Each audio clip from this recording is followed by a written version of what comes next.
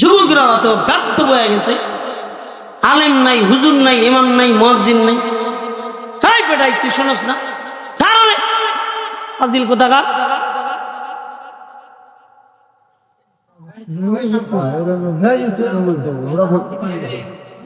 যন্ত্রহীন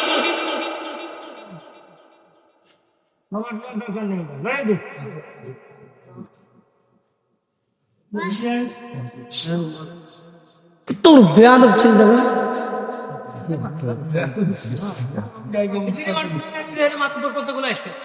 committee খুব দিবা খিচুড়ি ছাড়া যাকে হেদায়েতের দরকার হেরা আইব বয়ান শুনে বুঝেন। এতটা জানিং করে আসছে, মাথা ব্যথা, অসুস্থ হয়ে শুয়ে রয়েছে। এখান থেকে মাহবিল শেষ করে আবার কালকে মাহবিল কুমিল্লা ফেলু, আবার এখান থেকে তো এরপরের দিন মাহবিল আবার মেহেরপুর চুয়াডাঙ্গা, এইভাবে দৈনন্দিন দৌড়াইতে হয়। আর এমন এমন পরিবেশ আপনারা নিয়ে আসেন, কন্ট্রোল করতে পারেন না।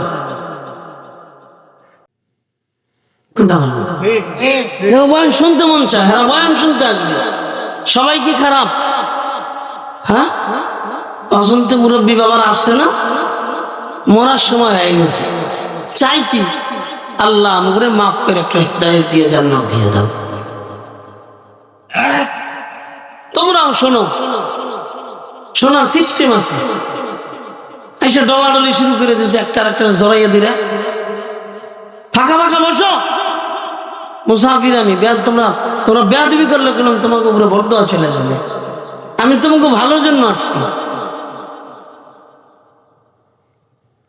সোজা বসে, এখনো সময় আছে। তোমরা কি মনে করছো?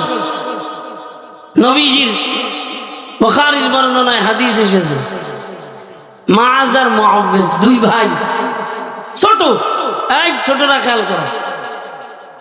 বুখারীর বর্ণনায় এসেছে কিতাবুল মাগাজি, দুই ভাই মাআজ আর মুআজ। বলেন মাআজ আর, এক বর্ণনায় বলে মাআজ আর মুআজ, আর এক বর্ণনায় বলে মাআজ আর মুআওয়াজ।